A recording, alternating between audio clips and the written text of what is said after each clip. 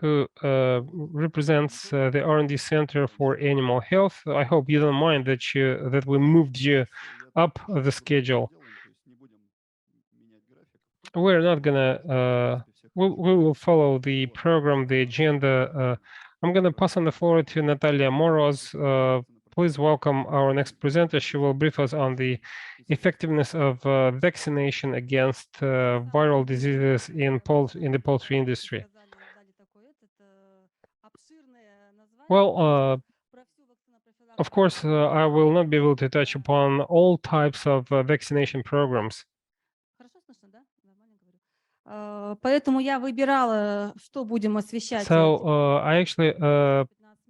I have just 15 minutes, and I was undecided on whether to talk about the Newcastle disease or the avian influenza, and I decided to focus on the Newcastle disease. I will share with you some of the data that has not been published yet.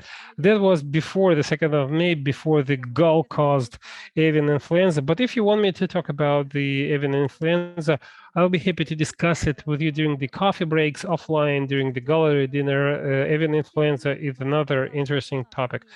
Nevertheless, the Newcastle disease is also important. It's as relevant as avian influenza. Unfortunately, despite the fact that we've been vaccinating against the Newcastle disease in all the regions, there is not a single farm that wouldn't follow the vaccination programs. It's still a problem. Unfortunately, Russia is still endemic in terms of the Newcastle. The virus is isolated every year.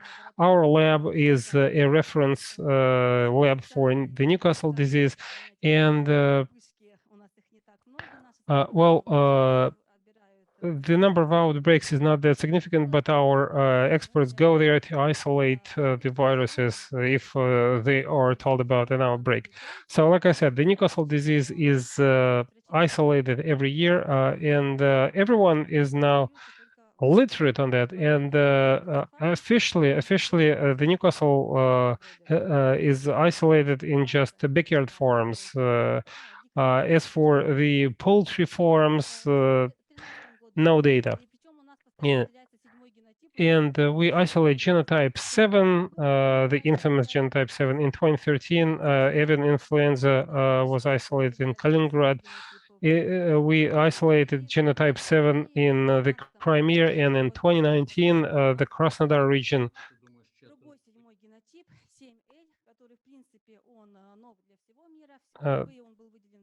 Genotype 7L was isolated in 2017 in Iran, and in 2019 we isolated in Russia.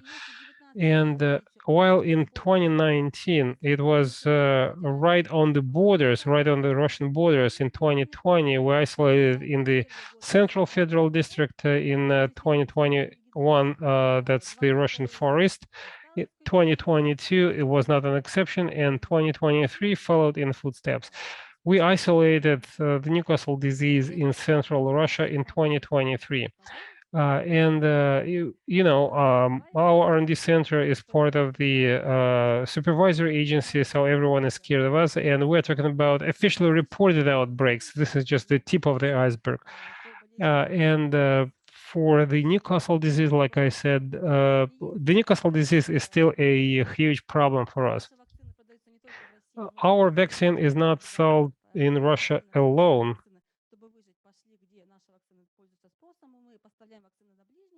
We started supplying our vaccine to the Middle East, Egypt, and the third world countries. And when we were told that our vaccine ensured protection against Lassa and genotype 7, and we confirmed that. However, in the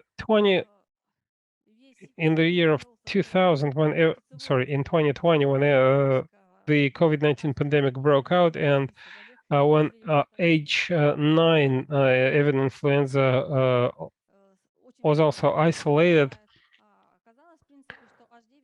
it turned out that H9 was just the starting point for genotype 7 Newcastle disease. That was our first experiment three vaccinated, three challenged groups, one control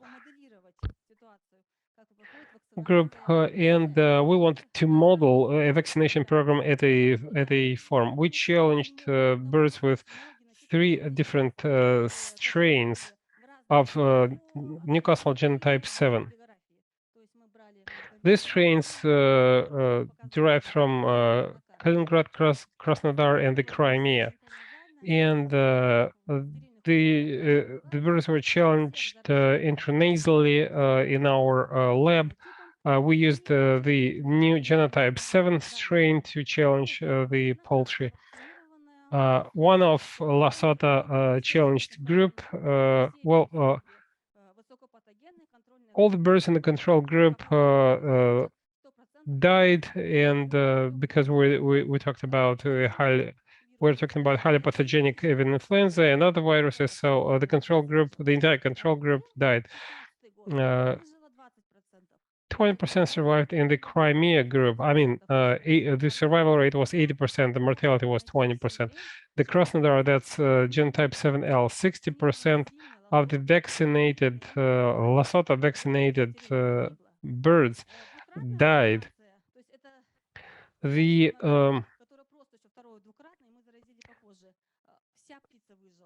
double vaccinated group survived 100%, and the booster vaccinated birds also survived. The one-off Lasota vaccination resulted in 1.2 average titer of 1.2. That's a good indicator, but the mortality was still 60%. And this is not a proof that antibodies is just the tip of the iceberg, and you cannot refer to it as a final proof. For the booster vaccination, the data was great.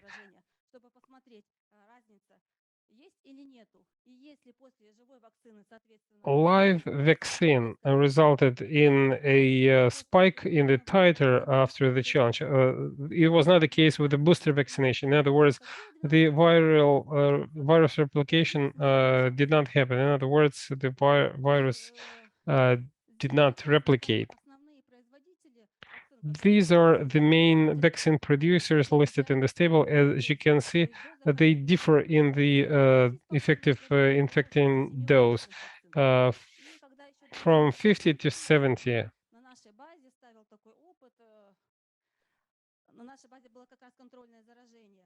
We challenged birds with both foreign vaccines and the national vaccines, and not a single foreign vaccine provided 100% protection against genotype 7L. It would be interesting to repeat this experiment. I wanted the EID to be 5, and I wanted the vaccine to be mixed into the drinking water. I wanted to run this experiment at a farm, and when I read the label, I read ED or aerosol, and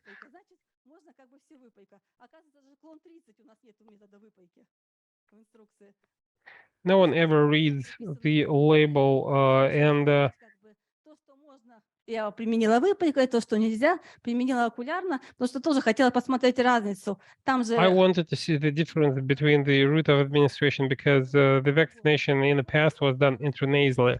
And it turns out that the 2019 virus differed from the one that we isolated more recently in Krasnodar. And it turns out that the foreign vaccines demonstrate the following results. Morbidity 40%, 40 to 50%, and mortality 20 to 40%. And the vaccination happened at the age of 20 to 30 days when the recombinant vaccines are expected to be effective. However, they turned out not to be. And the next experiment on the antibodies, well, the data is shown here. I found the right vaccine that could be mixed into the drinking water. We challenged the poultry, and we included 20 birds into the control group. 50% is the morbidity, 35 the mortality is up to 100%. However, we saw that the not a single effective, not a single foreign vaccine is even close to Lasata. Everyone in the Lasata group survived, but the morbidity was still there. That's the data for antibodies following the vaccination and the challenge. Lasata was the only one that demonstrated good results.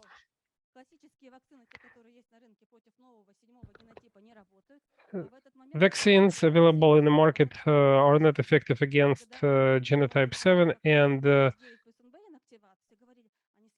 everyone started vaccinating against H9, and no one wanted to combine H9 vaccine with the Newcastle disease vaccine, and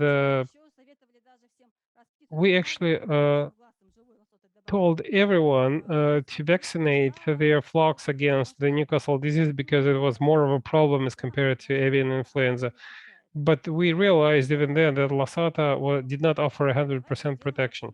So the obvious idea was to develop a vaccine specific for genotype 7L. We developed two samples. One of them was based on Lasata. The other one was based on genotype 7L. We had the virus that we grew in the lab. We developed the vaccine, challenged different birds. Then, well, all of them survived. Both groups survived. So the obvious conclusion would be that Lasata is effective. But we're scientists, right? So we wanted to see the difference, the tails, so to speak. And given the fact that not everyone reads the label and they administer in a in the wrong way, PD5 is one of the parameters that we follow for instance, for foot and mouth disease. PD50, где-то 6 PD50. Чтобы понимали, для гриппа птиц и болезни For Ньюкасла avian influenza and for the Newcastle disease, one dose should include 50 PD50. Just imagine the immunogenicity of a single drug. No one ever complies with that, and immunogenicity is tested during a challenge. So we ran another experiment, and in addition to the concentrated vaccine, we also started using diluted vaccine, 1 to 30, 1 to 50, 1 to 100 G7, and the standard Lasata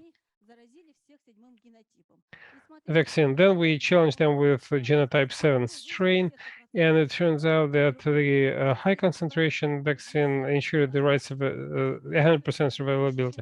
5 out of 7 survived in that group. In Lasata, it's only 7 out of 8. One bird died because it was challenged with genotype 7. 1 per 100, the survival rate is 1 in 5.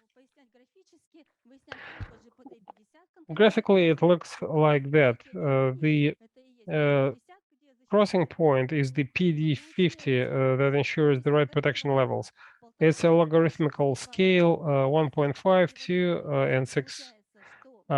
In PD50 firms, for G7L, it's 126, and for Lasata, it's 49.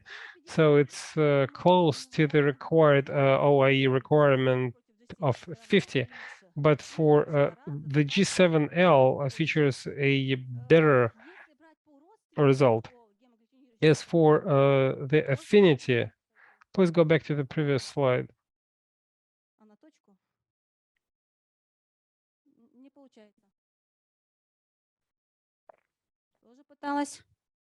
Так, это слишком ушли назад. Ладно, может, впереди этот слайд будет. Здесь PD50 идет, вот видите, As 126, you can see, PD50 is 126 here, 25, то там всего, видите, разница 22 и 15 стоит. but that's for 50% of the birds. But for 100%, it's 22 and 15. Affinity for antibodies, and the new G7L strain that circulates has an affinity of 18%. So when people say that the vaccine ensures protection, it does, but the immunogenicity margin is not there. So homologous vaccine should be used. But then practitioners told us that inactivated vaccine will never help you eradicate disease. Live vaccines should be used. They said that Lasata worked. It did, but not to 100%. And enterotropic strains were a problem for Lasata, and we were looking for an enterotropic virus to attenuate it and start producing live vaccines that could be used alongside inactivated vaccines that we produce. We isolated the Newcastle disease ND strain, which is not as pathogenic as Lasata. In our experience, we use Lasata of 0.3, and it's 0.075.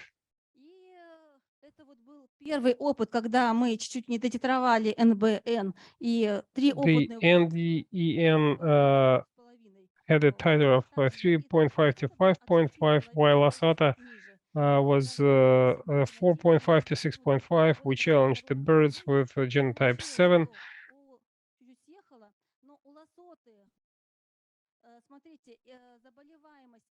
The morbidity for Lasata is 8 out of 15.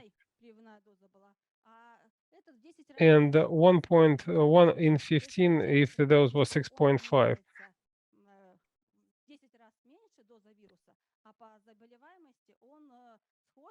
Высокопатогенной лосотой, ну, высокореактогенной лосотой, как любят говорить наши, это что ваша лосота, она слишком сильная, она много выкашивает. Ну вот, пожалуйста, мы подобрали новый заряд, который не так будет выкашивать. So now we provide a better and optimized one of those of Lasota, not to increase the morbidity and mortality.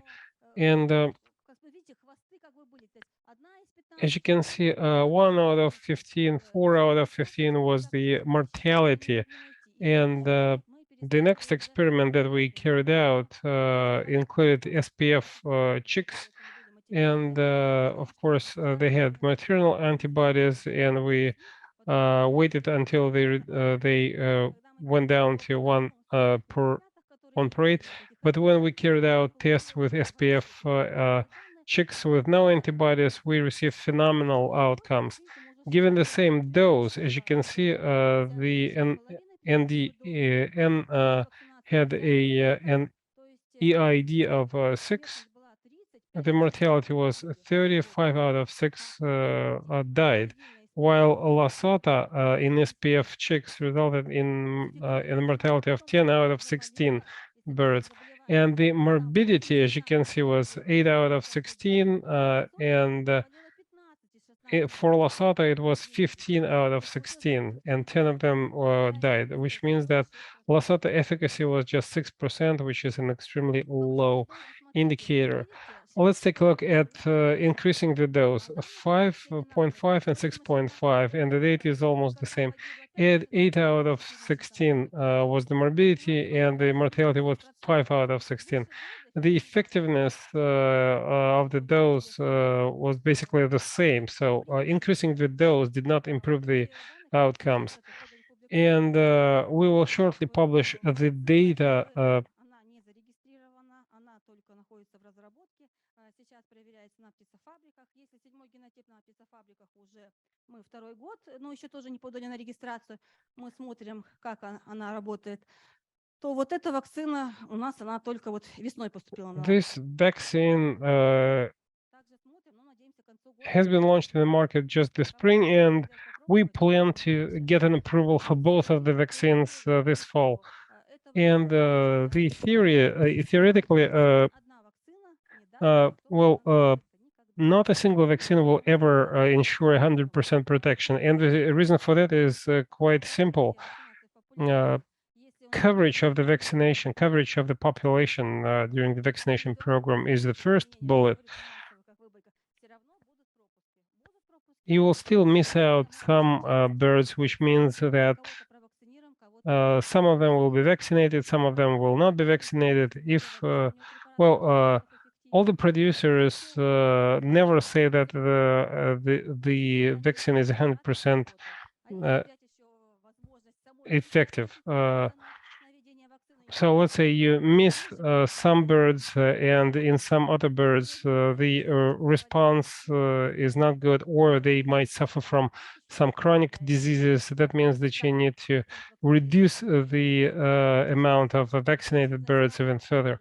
And if you take the weight coefficient of 90% for each factor, then the overlap means that the coverage would be 73%. And if if efficacy of the vaccine is not 90%, but rather 75% or 80%, if you use homologous strain or a heterologous strain, then the effectiveness of vaccination goes down to just 61%. That was just a brief overview. I wish you every success, and I hope that your poultry stays healthy. Thank you so much. We still have about 5 minutes before the break, but we might want to stay here and discuss this very important topic. Let's move on to the Q&A. I try to be as brief as possible, and I try to be as fast as possible. Thank you so much. This isn't the first time I listen to your presentation, but my question is as follows. How come you compare pure Losata with cloned vaccines? You should, you know, what are you talking about? We never used cloned Losata in our experiments. Well, it's not cloned, it's recombinant Losata, and you did not use clone 30, right? But this is a cloned strain of Losata. No, we try to use different strains, both clone strains, but we try to use pure strains.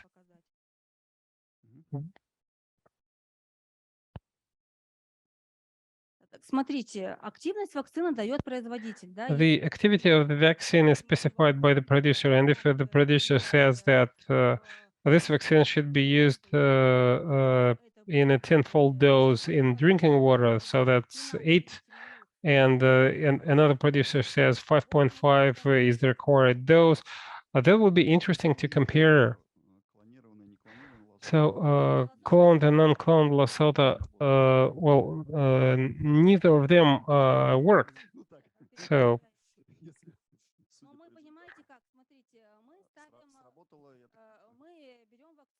well, you know, what we do is we take a vaccine, titrate it to ensure the right EID infecting dose. In some cases, there is a margin in the proposed dose.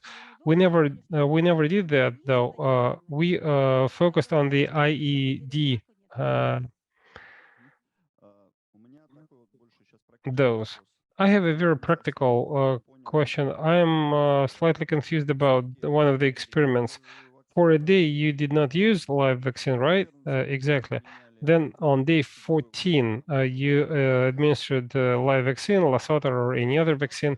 But when you used double inactivated vaccination, what were the days that you administered? We just used recombinant. I'm not talking about whether it was recombinant or not.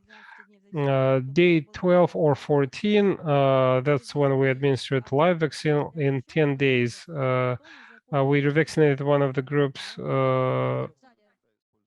When did you use the inactivated vaccine?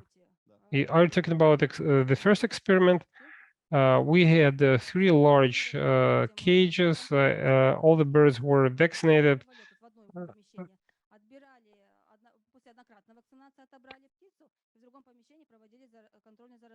And then we challenged them in a different hen house. We challenged them twice. And the inactivated vaccine was used on day 30. Well, actually, then we waited for the inactivated vaccine to start working. We did not slaughter the control group because they died on their own. We slaughtered the experimental groups even later. We waited for the antibodies. So we slaughtered them at an age of 3 months. Those are interesting results, you know. But it would be even more interesting. I'm just thinking out loud. So you administered vaccine on day 14, then on day 28, and then 14 days later you administered inactivated vaccine. Well, in a broiler farm, you will not be able to do that in practice. So it would be interesting to see whether the genotype 7 specific vaccine would work if applied earlier, you know, so that we are able to grow broilers until day 42. The one-off Lasata vaccination features a survival rate of just 6%. But we're talking about SPF chicks with no maternal immunity. Well, like I said, the outcomes are quite interesting. Is it the embryo-based vaccine? Yep. And another question I had, hold on a second. By the way, any other questions from the floor? Go ahead. Natalya and I argued about that a lot because, we discussed whether we should develop a vaccine based on genotype 7 genotype.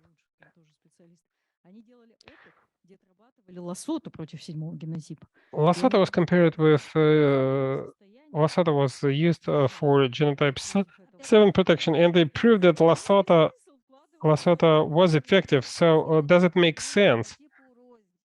Well, genotypes, there could be different subtypes in genotype 7, and the fight between humans and viruses will never stop. Viruses will mutate, they will adapt, and the very same genotype 7 might come in different forms. That's why I refer to foreign experiments and our experience in my presentation. Lasata works against the genotype 7, but it turns out that there are different forms of genotype 7 depending on the geography. The Middle East colleagues were right in saying that it's not always effective. I would agree with you on that. I mean, homologous vaccines might have different outcomes. As for how many years we have been using Lasata in Russia. Well, as soon as the U.S. We've been using it since the U.S. Counterparts handed it over to us. The Newcastle disease, I'm not talking about genotype 7, the Newcastle disease in general is probably the only disease that we've been fighting for ages. I guess it was the very first disease we started vaccinating the poultry against. It was a must. Vaccination programs were a must, and Были инактивированные вакцины, делали только живой вакцины. We used to vaccinate poultry farms with live vaccines. Exactly, that includes Lasata. I just wanted to highlight that the situation is totally different. Our experience of 2016 at the Smolensk farm proves that national vaccines were better than foreign ones, but even national vaccines are no longer effective against new genotypes. So we need to look for and find other ways. What's the current protection level based on the IEDs? You said 1 per 32, and in both cases. But you said that the antibodies level, the initial antibodies level was the same. Are you saying that there is no correlation? I guess the antibody titer against Lasata is depends on the Lasata dosage. The affinity is just 18% proven by serology outcomes. And if G, GA, there was a slide in my presentation showing the gap in the affinity for G7. It's better. Please put up the first slide of my presentation if you're not in a hurry. Well, we have to break for coffee, but I guess we can give you time to display this, the first slide.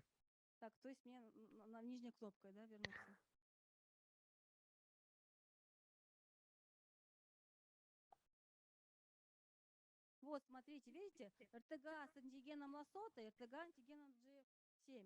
И видите, вакцинация к Лассоте, титр антител 3 логарифма. The Lasata titer is 3, and the homologous vaccine titer is almost 6.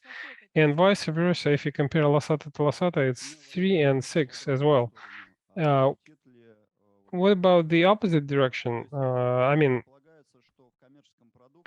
we assume that a commercial product will have just one variant or two strains. As far as the commercial product is concerned, well, it took us a long time to decide what to start manufacturing. For well, the Middle East sent us a specific strain that we developed the vaccine for. So it's H9 plus ND, but so it's a double vaccine.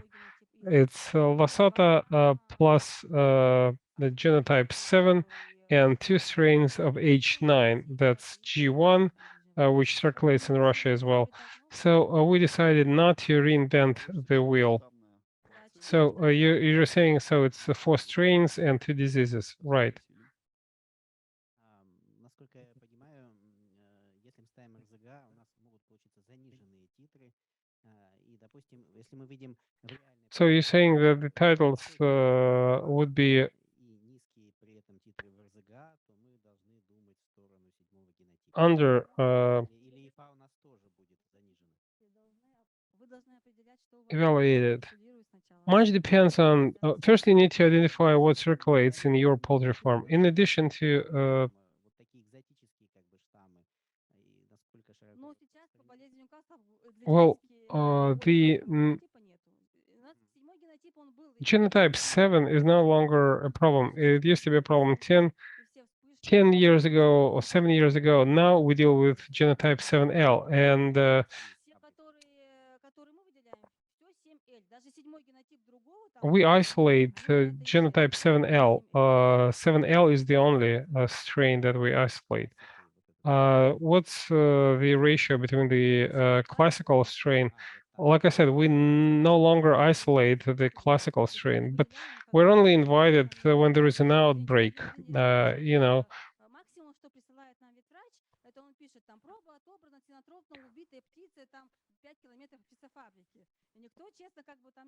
no one frankly admits that they have a problem. Well, some farmers might not vaccinate their livestock at all. Well, genotype 7L is the only one that we isolate, but we're talking about an outbreak with the follow-up slaughter. It's a classical hotbed. We don't have any questions in the chat box, but there was a question that I wanted to address to you. It's about the diagnosis. Whose tests should we use for isolating genotype 7L? PCR tests, but who's the producer? I cannot give you a name off the top of my head.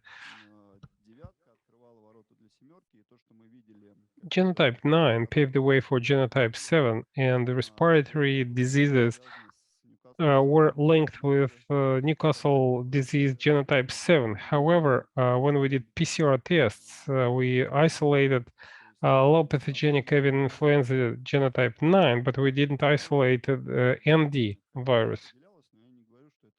Well, on separate forms, it might have been the case, but we only isolated the genotype 9 of avian influenza. So my question is,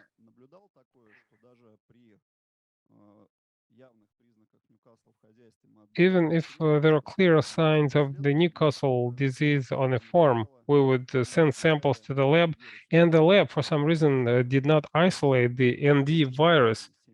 But that was before the appearance of genotype 7L, and Losata was used as therapeutic drug. Well, that's the problem of proper diagnosis, and some vets know how to take samples so nothing can be isolated. Well, that might be the case. So you're saying that it was aimed primarily at isolating ND. PCR tests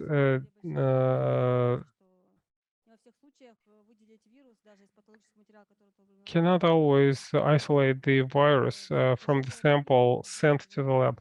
It's a live organism and you cannot validate. If you don't mind, I just wanted to drive the following message home to the vets.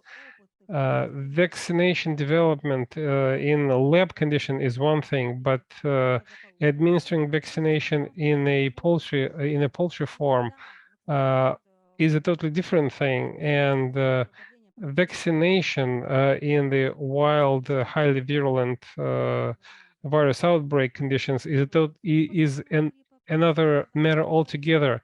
And you might say that in Kazakhstan they solved the problem. Trust me, it's not the case. The same holds true for genotype 7. What we see at various poultry farms, genotype 7, if there is an outbreak, they run disinfection and they tell us we solved the problem with genotype 7 within a single cycle. No, they just disrupted the chain. But if you start vaccinating against genotype 7, trust me, it takes time. And in 2 cycles, the survival rates will be higher, but the virus will still circulate in your poultry farm. So just think about it, because everyone is saying that we need to develop a vaccine against the highly pathogenic avian influenza. H9 has been vaccinated against. Did we eradicate? Did we stamp out the disease? No, we didn't. Do you think you will quickly stamp out H5? Some people think that vaccination is a silver bullet. Trust me, it will not result in the lack of epizooties. What are the possible options? Those of you who followed our conference from day one, well, we can discuss it offline if you don't want me to go into details right now. I realize that you are part of the supervisory agency.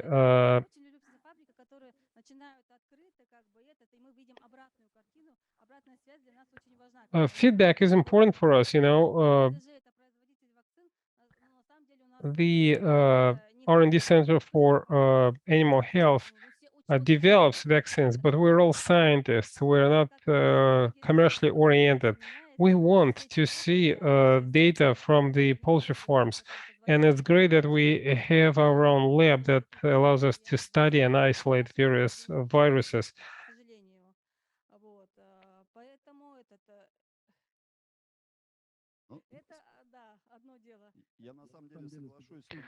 Well, I would agree with you